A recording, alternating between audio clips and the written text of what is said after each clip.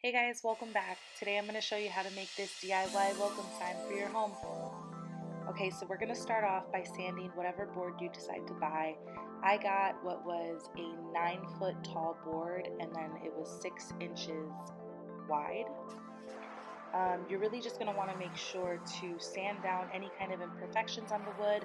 I got a wood that was pre-sanded, but it still had some chips, some bumps. I also have a lot of the knots that came on top of the wood. None of mine were splitting, which was a good thing. If yours are, I definitely suggest doing some heavy duty sander, maybe even using an orbital sander if you have one. You're going to follow up your sanding by really wiping down your board. Because we're going to be staining the board, you want to make sure that all dust particles are taken off prior to doing really anything, even taking it inside your home. So here I'm going to be using protective gloves because I don't want the stain getting all over my hand, and because I'm going to be using a stain sponge, I want to make sure that I'm protecting my skin as well. Be sure to shake the heck out of your can if you haven't noticed.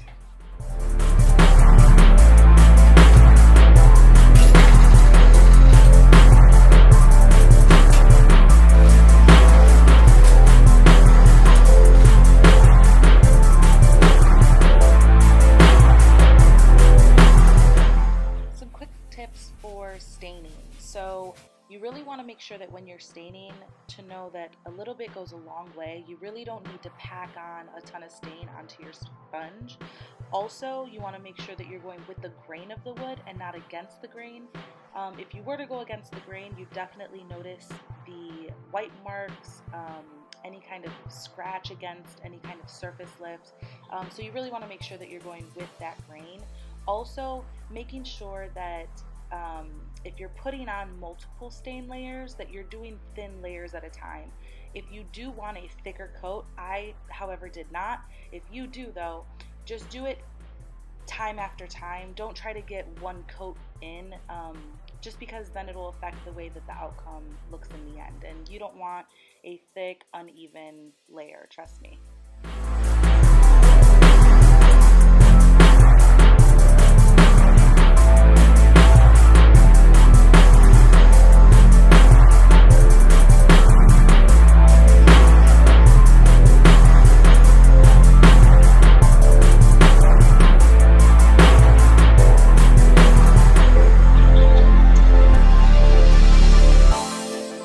Here, really all I'm doing is measuring out my letters just to make sure that they're going to be centered to my board. I also want to make sure that with the amount of letters that I have, that they're sitting at a good space on my board and that they're filling my board completely. You'll notice here that I don't have an O on welcome, and that's intentional. I plan to put something for every season. I'm thinking summer would probably be a sunflower. Right now I actually have this like little fall beaded wreath that I plan to put there, but for Christmas you can put a regular Christmas wreath. I really want this sign to be an interchangeable sign for all my seasons and not really be limited to one particular season or have to have multiple signs for multiple seasons. So you'll see here I'm really just double checking my measurements. I'm finding my center prior to really doing anything specific on my board.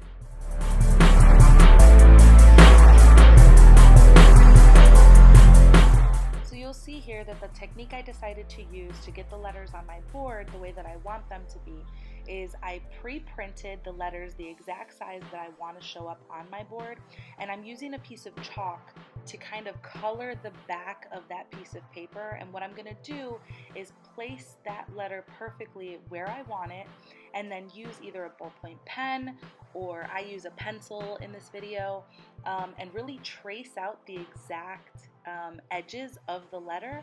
And so you'll see in a minute that after each letter is traced, when I lift the paper up, you get to see the exact replica of the letter in chalk on the board. And because it's chalk, it makes it really easy to clean up afterwards, but also really visible, especially on stained wood.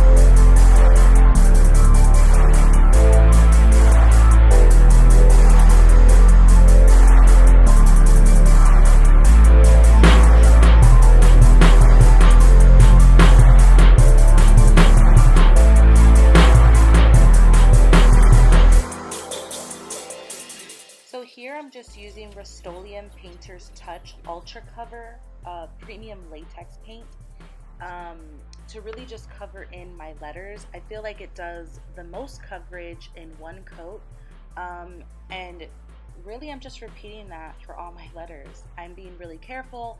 I'm using two types of brushes. I'm using a really thin brush for my edges and for any really thin sections on those letters, as well as a thick brush to really get that paint on, especially to those thicker edges on the letters. And so we'll repeat that process 5 more times.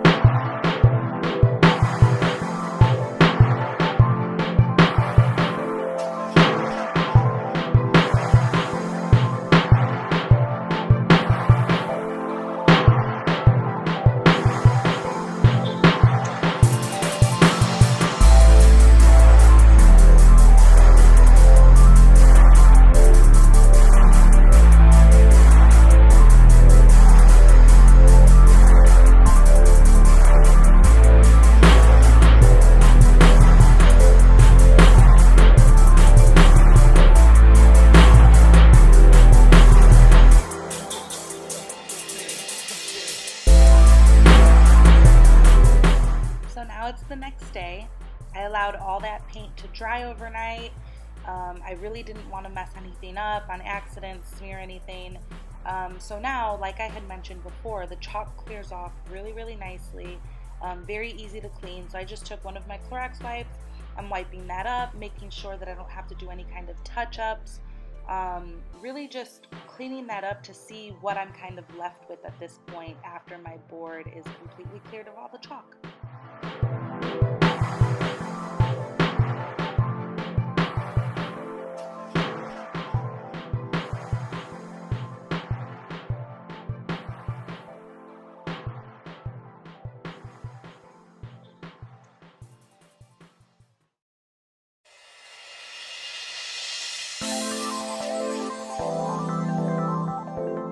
So I had felt that my board looked a little too naked for me.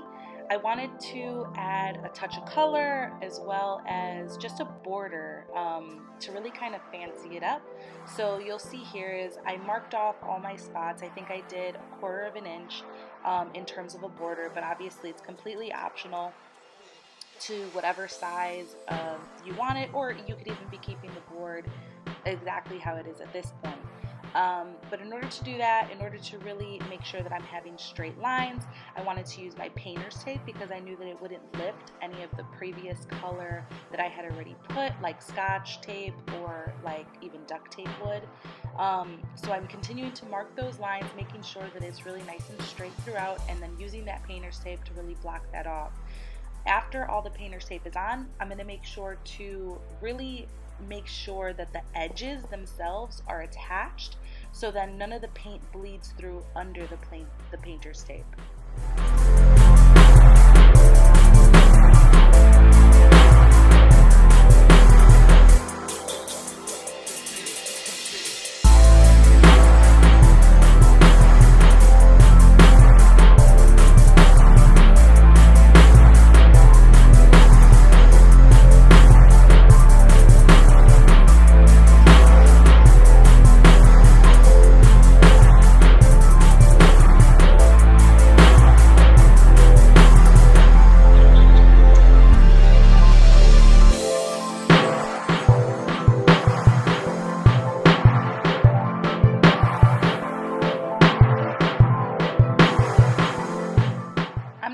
Any kind of specific black special paint. I'm really just using a craft black paint that was actually my daughter's. I went ahead and I did 2 coats of that, and I didn't let the paint dry prior to pulling off this painter's tape. I actually wanted to pull it off wet just to be sure that I can clean up or touch up any bleeds or anything prior to the paint actually drying.